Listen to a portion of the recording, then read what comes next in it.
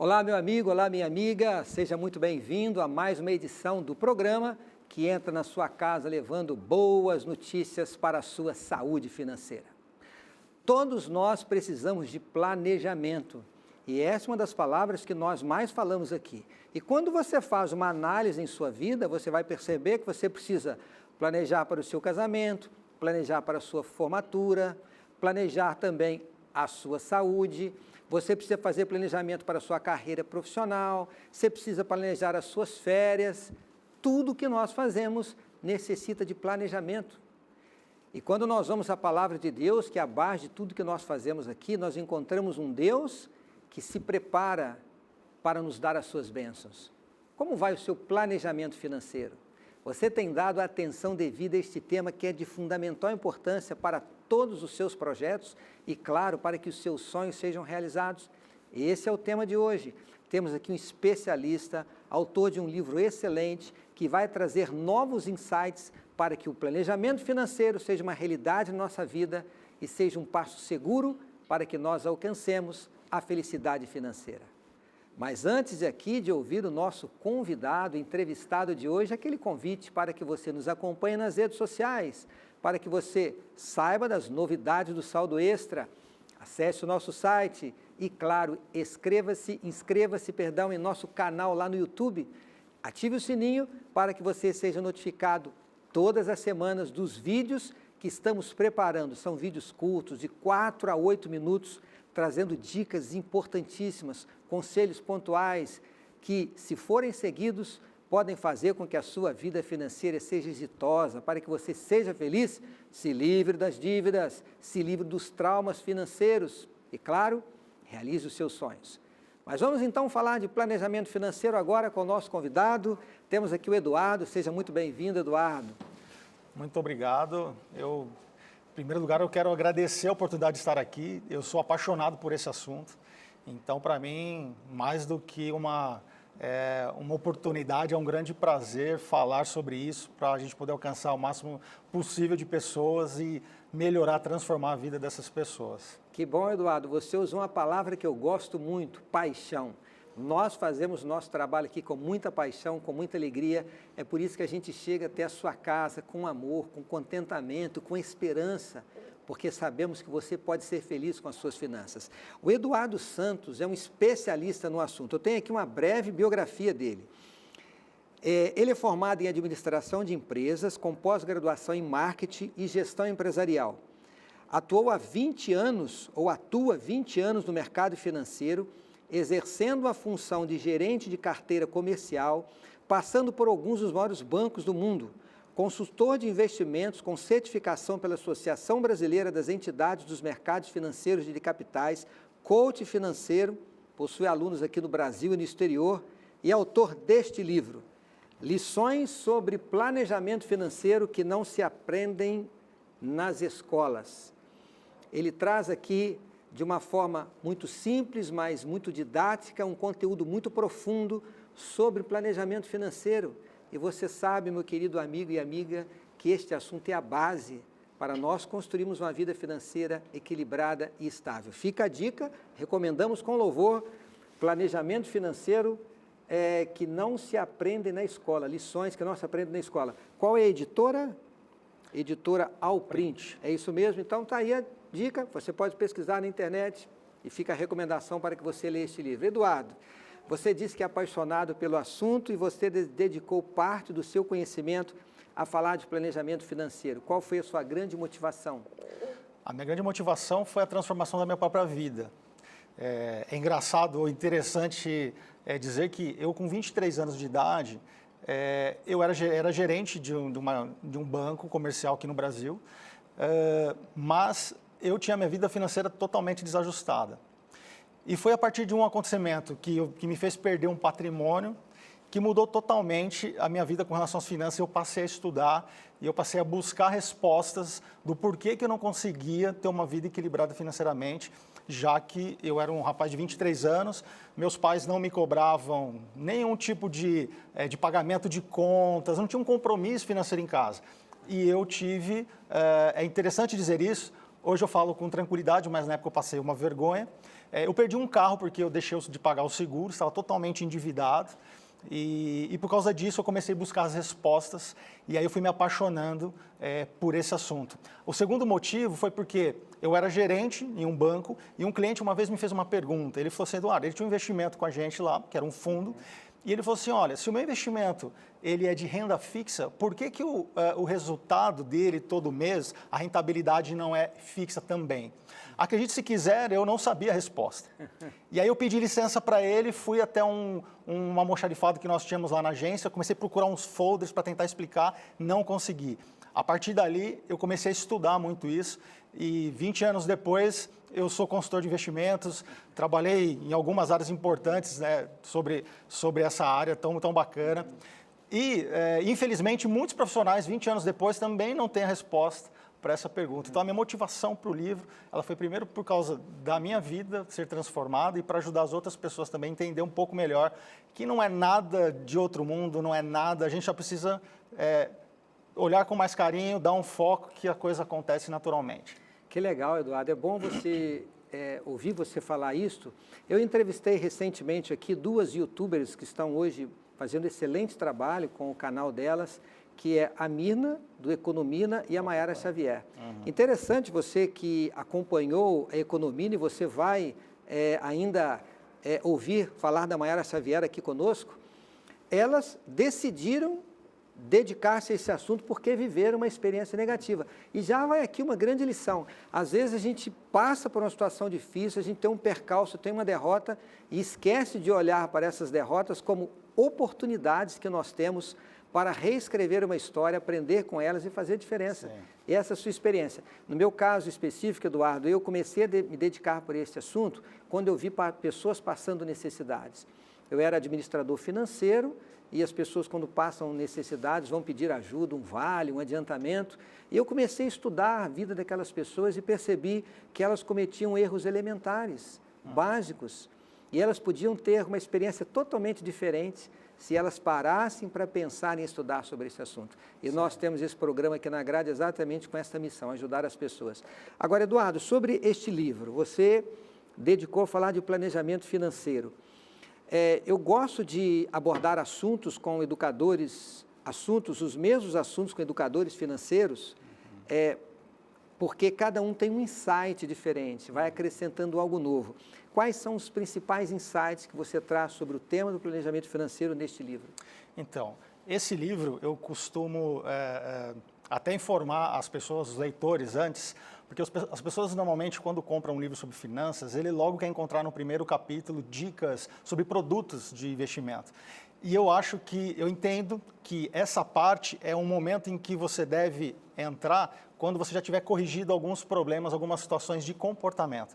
Então, esse livro eu trato, a primeira parte dele é totalmente comportamental.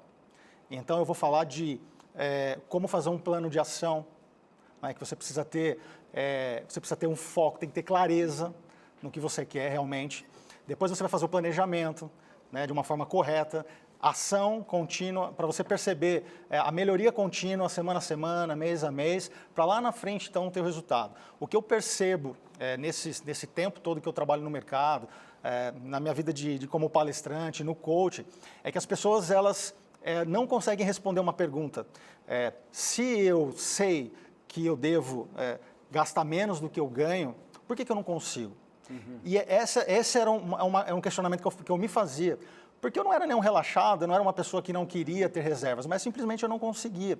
E aí eu fui buscar a resposta, e a resposta eu trouxe nesse livro. Então, principalmente, eu posso garantir que se você tiver um método, que foi o que eu encontrei, se você seguir esse método, não é o único método, mas é um método que funciona, não funcionou só para mim, funciona para milhares de pessoas. Se você fizer, você vai encontrar o equilíbrio financeiro e a partir daí, então, você está preparado para buscar os produtos de investimento, escolher de uma forma correta, tomar melhores decisões.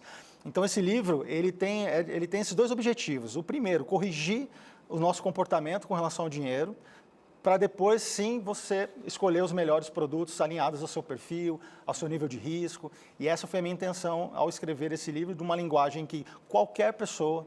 E eu fiz esse teste antes, entreguei nas mãos o boneco do livro antes de ir para para dar o ok para ele ser publicado. Eu entreguei na mão de 3 ou 4 pessoas que não entendem absolutamente nada sobre finanças. E aí eles me falaram, poxa, parece que eu estou conversando com você, que é um bate-papo nosso. Eu falei, então o livro está bom, pode ser. Atingiu o objetivo. Atingiu o objetivo. Eu gosto de dizer, Eduardo, o seguinte: nós temos informação em abundância sobre educação financeira. E se você for em qualquer livraria e perguntar sobre esse tema, você vai encontrar muitos livros, muitos livros. Eu também escrevi um livro, foi lançado recentemente, com o nome de Saldo Extra, e algo que eu falo lá no livro, na introdução do livro, é sobre isso. Você tem uma abundância de informações sobre educação financeira. E por que existe tanta gente endividada? Porque não basta apenas conhecer os conceitos de educação financeira, os básicos, se a pessoa não tiver a atitude correta, Exatamente. o comportamento correto. O que você identificou pela sua experiência nessa questão do comportamento que mais tem desviado as pessoas de atingir os seus objetivos financeiros, de ter uma vida equilibrada? O que mais eu percebo e acontecia comigo, e demorou para eu mudar isso, é justamente mudar hábitos. Porque os hábitos, ele é uma consequência, não é, de uma série de rotinas que nós temos e que nós nem percebemos mais que elas estão ali e se formam um hábito. Para substituir isso, se você não tiver um método, você não consegue. Então, não basta eu dizer, eu estava na introdução aqui dizendo de um carro que eu perdi porque eu estava com o seguro em atraso, faculdade, estava devendo cartão de crédito, cheque especial, e até para a agiota eu devia naquela época, porque eu era gerente de um banco, se meu nome tivesse problema, o banco ia me demitir. Então, minha vida estava realmente complicada. E aí, eu não conseguia, eu decidi, eu falei, olha, eu não vou mais gastar dinheiro de qualquer forma, eu vou começar a guardar esse dinheiro. Mas os meus hábitos eram ruins. Por exemplo, eu achava que ter um carro bom, quer dizer, eu não achava, era uma forma meio no subconsciente de que eu seria mais valorizado, meus amigos iam gostar mais de mim, eu ia conseguir a namorada que eu queria. E depois que eu estava com o carro, nada disso aconteceu, quer dizer, minha vida continuou do mesmo jeito. E o pior, 3 meses depois, eu já nem estava nem aí, não ligava muito para o carro. Então, quando você coloca as suas decisões em coisas, você nunca vai alcançar, você nunca vai ser feliz, porque sempre vai ter alguém que tem algo que você vai desejar e aquilo não vai ter fim. Então, é corrigir hábito. Então, eu comecei a estudar, fui estudar neurociência, estudar como é que a nossa mente funciona. Se a gente pegar como exemplo, as pessoas que dirigem, se você tentar recordar, quando você começou a dirigir, eu lembro quando eu comecei a dirigir, que quando alguém sentava ao lado e começava a falar comigo, eu falava assim, não, espera um pouquinho, porque eu tinha que prestar atenção em tudo, no pedal, aqui no retrovisor, se alguém está passando aqui atrás, se eu engatei a marcha certa. Não esquecer de dar seta. Não esquecer de dar seta. Eu falava, então, o meu cérebro, a minha atenção estava totalmente naquilo. Depois de algum tempo, quando você aprende, você vê hoje, você consegue falar o celular, ouvir o rádio e nem percebe os comandos que você dá no carro. Por quê? O nosso cérebro, ele não vai gastar energia relevante, energia importante para algo que ele já faz todos os dias. Então, se você não perceber isso na sua vida financeira, você está afadado ao fracasso. É uma das coisas. Então, a primeira coisa, tem que ser feito um diagnóstico. Tem que ser feito um diagnóstico. Não é? Então, o grande problema é que as pessoas tratam a doença na vida financeira, não é? Tratando o efeito. Então, assim, eu estou... E não a causa. E não a causa. Então, eu preciso de dinheiro, o que eu faço? Eu vou lá e tomo um novo empréstimo, eu alongo a minha dívida e, daquela forma, eu nunca vou sair daquela situação. Nunca vai ter dinheiro para eu poder aplicar, para eu investir. Então, você tem que identificar a causa. E, normalmente, 90% no mínimo das vezes foi por causa de decisões erradas que nós tomamos. Então, as pessoas podem dizer, não, Eduardo, uma vez um aluno me falou assim, não, eu me endividei porque meu filho ficou doente e eu precisei carregar todo o cartão de crédito para comprar um remédio para ele. Eu falei, então, mas por que você não tinha um fundo de reserva? Ele falou, porque eu não tinha dinheiro. Eu falei, não, porque você antes disso já tinha tomado decisões erradas. Se você tem um fundo de reserva, ele serve justamente para esses momentos. E aí você, na maioria das vezes, não vai precisar se endividar. Então, a primeira coisa é isso, você precisa fazer um diagnóstico. A segunda coisa, você precisa fazer um orçamento, mas é um orçamento de forma correta. E por que eu falo de forma correta? A grande maioria das pessoas acha que faz o orçamento corretamente, mas não faz. Quando meus alunos, quando a gente senta para eu falar, agora é a tua vez, vamos fazer o exercício, eu falo para ele assim, agora você vai sentar com a sua esposa, você vai sentar com o seu filho, que é adolescente, você vai pegar a sua renda, a renda dela e colocar na mesa. Aí eles começam a rir. Por quê? É a dificuldade. Fala, não, mas a gente vai ter discussão, porque a gente divide algumas contas, mas ela não sabe exatamente quanto eu ganho, eu não sei. Eu falei, então, não tem como uma família prosperar financeiramente se você não consegue incluir todos no orçamento e não participar das decisões. Porque se você faz sozinho, a vontade é só sua. as outras pessoas não estão tão engajadas naquilo. Agora, quando todos participam, todos vão ajudar e vão trabalhar para que aquilo dê certo e haja uma recompensa lá na frente. Me permita interrompê-lo, só esse assunto do marido e da mulher que não queriam abrir, isso acontece porque a união conjugal, que foi certamente motivada pelo amor, ela aconteceu muito bacana, muito legal, mas para que esta união seja vitalícia, feliz, a questão financeira tem que ser tratada. Eu digo sempre aqui no programa, Eduardo, para os jovens que vão se casar, que esse diálogo deve acontecer antes do casamento. Eu chamo isso de alinhamento de expectativas. Quando o jovem, o noivo e a noiva, quanto é que eu ganho e quanto você ganha? O que o nosso salário vai nos proporcionar depois? Que padrão de vida nós vamos ter depois? 2 carros, 1 carro ou nenhum carro? Onde nós vamos morar? Quantas vezes vamos sair para comer fora? E às vezes acontece, em muitos casos, com a moça, que ela tinha um padrão de vida sustentado pela família, pelos pais, que não pode ser sustentado pelo marido que está começando a vida profissional. E esse impacto social, se isso não for avaliado antes, isso traz problemas depois. Aí quando já depara a vida de casado, que você disse, com um filho adolescente, que eles não querem dialogar e os problemas continuam existindo, né? Isso é tão verdade que a minha vida de endividado, ela, ainda que eu já estivesse estudando e tentando mudar, ela só resolveu de fato quando eu comecei a namorar a Fernanda, que é a minha esposa hoje. Porque a partir de que nós decidimos que nós iríamos casar, nós começamos a ter um objetivo em comum. Olha aí. Então, o nosso objetivo fez mudar totalmente a forma como nós víamos o dinheiro. E ela é muito organizada, então ela me completou. Então, as planilhas, ela tem planilha de tudo, ela é organizada. Se você perguntar coisas para ela de 10 anos atrás, ela vai lá e encontra. E de alguém que andava endividado o tempo inteiro, a partir do momento quando nós começamos a namorar, 3 anos e meio depois nós casamos, mais 1 ano e meio depois nós quitamos nosso apartamento, não tínhamos dívida nenhuma. Então, todo o patrimônio, ou a maior parte do patrimônio que nós temos, em 4 anos nós continuamos juntos, porque tínhamos objetivos, clareza do que nós queríamos e tinha tempo para que aquilo acontecesse. Então, isso foi primordial. Agora, é bom destacar que não foi o fato da Fernanda ter habilidade com as planilhas que fez a diferença, porque talvez uma esposa não tenha essa habilidade, ela é muito sensível, ela é responsável, mas ela não tem aquela habilidade de controlar, anotar, porque isso é natural. Sempre um dos cônjuges tem mais habilidade. Foi o diálogo, foi estar juntos que fez a diferença. Então, você, esposa, você talvez não tenha habilidade, mas participe, ouça, dê sua opinião, procura saber quanto se ganha, quanto se gasta, porque a mulher pode fazer muita diferença. Eu sempre digo também que dentro dessa relação conjugal, né, Eduardo, eu sei que você vai concordar comigo, pode ser a pessoa que controla, que anota, confere o extrato, cartão de crédito, paga as contas, faz o recibo, cuida da declaração de imposto de renda, mas a gestão, ela tem que ser feita conjuntamente, ou seja, a decisão de qual é o sonho, como fazer para chegar lá e como esta vida financeira ela vai ser conduzida, marido e mulher decidem juntos. Eu acho que esse foi o grande diferencial. Perfeito. Né? Eu tenho clientes, casal, que eles, depois de a gente conversar algumas vezes, eles decidiram, olha, eu sou bom em trazer dinheiro para dentro de casa. E o outro é bom para fazer a gestão desse dinheiro. Porque eu não posso me concentrar e ser bom em tudo. Então, você vai ser o melhor possível na tua profissão, para você ganhar o máximo possível, e a outra pessoa tem um compromisso de gerir aquilo para que a família cresça. E perfeito. E 1 ano, 2 anos depois, é bacana porque eles dão um retorno para nós e falam, olha, aquela dica, aquela aula, aquele momento que nós tivemos juntos serviu para nós percebermos que não dá para todos, de repente, fazer as mesmas coisas ao mesmo tempo. Então, se você admitir que você tem um problema, olha, eu não sei administrar, e você deixar que o outro administre, não tem problema nenhum.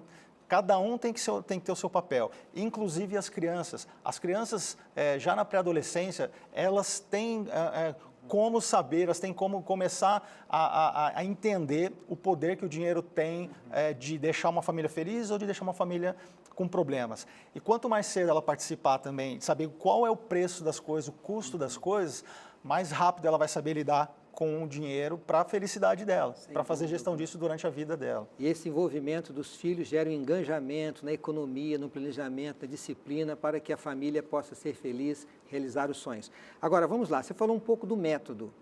Eu já percebi que você já falou sobre o diagnóstico, identificar onde está o problema, o que está faltando, por que os problemas existem, por que nós nos endividamos. E aí vem essa análise de quanto ganha, para onde está indo o dinheiro, certo? Certo. Agora, você falou também do orçamento. O que mais que você identificaria nesse método na busca da estabilidade financeira? Tá.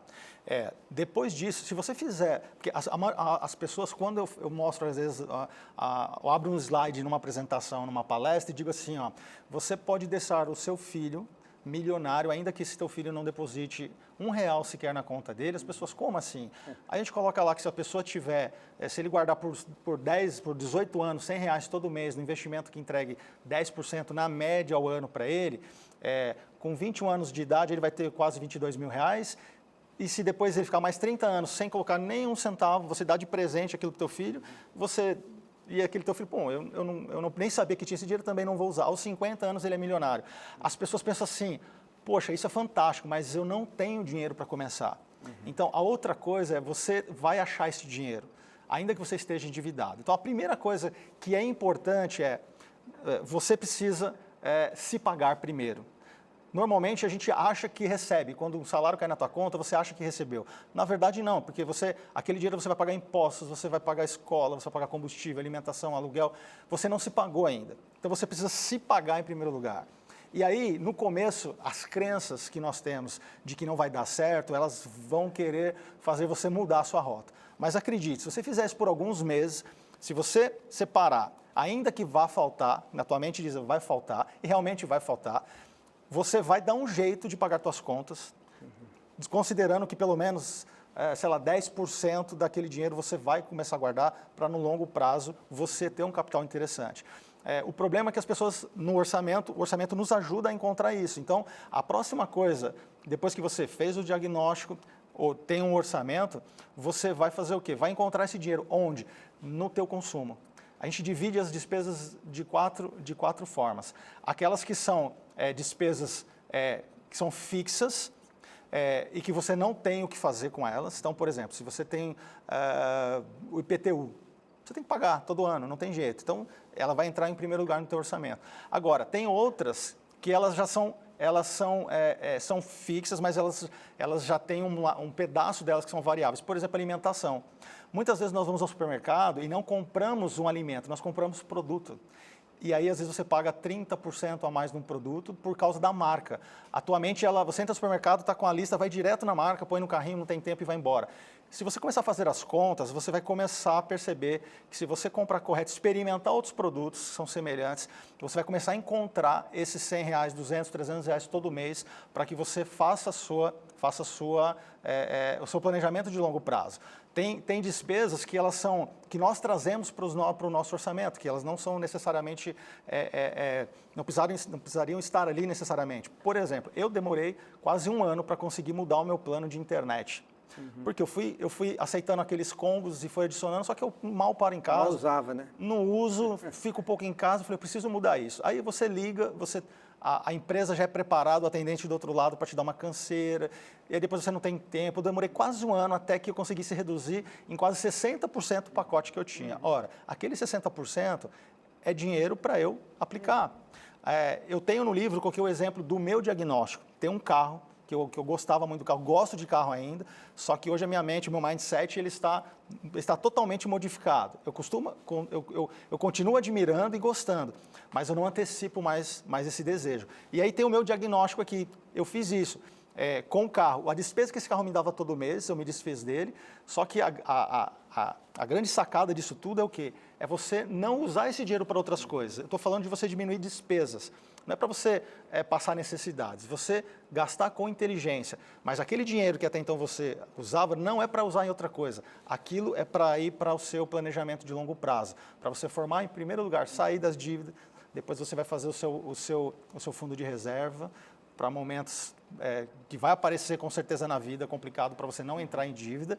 E depois, com o tempo, você vai começar a formar capital para você pensar numa aposentadoria daqui 20, 30 anos, quem sabe. Então, eu acho que logo tem que ser feito passo a passo dessa forma.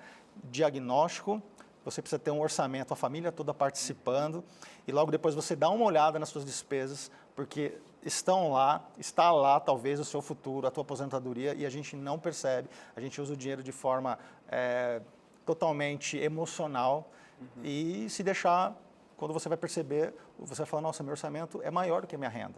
Ele está, mas ele não deve ser, e é totalmente possível, porque aconteceu comigo, e hoje eu consigo, todos os meses meu planejamento funciona, todos os meses. Em um minuto, você disse uma palavra que eu gosto muito, sonho. Sonho. Em um minuto, o que o sonho pode fazer de diferente na vida de um casal, de uma família na questão financeira? Olha, pode mudar completamente. O sonho, quando você transforma algo que você deseja muito num objetivo e coloca data para aquilo, ele deixa de ser sonho e começa a ser realidade, aquilo vira uma meta para você buscar. E eu estava comentando, vindo para cá, eu estava comentando num carro. A gente usa uma ferramenta, eu gosto dela muito lá no coach, que a gente percebe que as pessoas, a gente consegue pensar muito mais o sonho, a etapa final, do que o primeiro passo para chegar nela. Então, a gente usa uma sistemática de que, então o que é o sonho? Você tem uma fotografia na tua mente. Então, você fala assim, poxa, eu quero chegar daqui tantos anos, eu quero morar em tal lugar, eu quero viajar com a minha família, não sei para onde, eu quero ter uma reserva X, viver com uma condição para morar num bairro Y e a minha renda média tem que ser essa. Enfim, cada um tem o seu. Se você colocar na tua mente e começar, e a gente faz isso como exercício, o primeiro passo para chegar lá, as pessoas param no meio do caminho e não conseguem. E aí a gente faz o quê? Qual é o passo antes ou anterior a você chegar nessa fotografia? Aí ele começa, bom, antes disso eu tenho que conseguir tal coisa. E antes, e coloca a data até chegar no dia de hoje. Então, agora você não tem mais um sonho só, você tem um planejamento pronto, um plano para você perseguir ali na tua vida. E isso muda totalmente, porque se você não tiver objetivo, não tiver clareza, é aquela famosa frase, qualquer lugar vai servir, você não sabe para onde você está indo, né? Eduardo, muito obrigado. O tempo foi curto para a quantidade de conhecimento que você tem. Que Deus lhe dê clareza cada vez maior para você ajudar tantas pessoas, que é isso que você está fazendo, e retribua com muitas bênçãos você e a sua família. Obrigado. Amém. Eu que agradeço. Espero realmente que as pessoas possam serem beneficiadas com esse bate-papo aqui. Amém. Obrigado. Agora é contigo, meu amigo e minha amiga, colocar em prática os conselhos que o Eduardo trouxe de forma tão clara aqui para todos nós. Que tal começar a ver uma nova experiência? Que tal dar o primeiro passo? Faça com segurança, faça a sua parte, una sua família, busque a bênção do Senhor e você vai chegar lá. Muito obrigado pela sua companhia e até o nosso próximo encontro. Tchau.